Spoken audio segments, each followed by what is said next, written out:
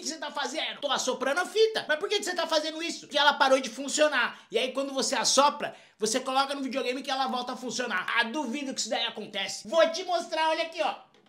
Só você pôr... e ligar o videogame. Falei, funciona.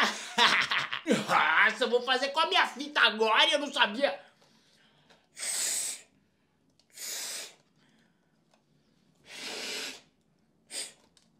Vai, chega, testa logo.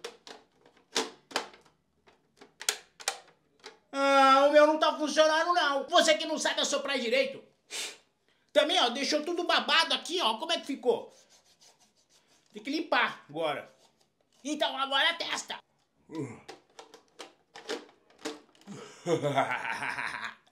Funcionou.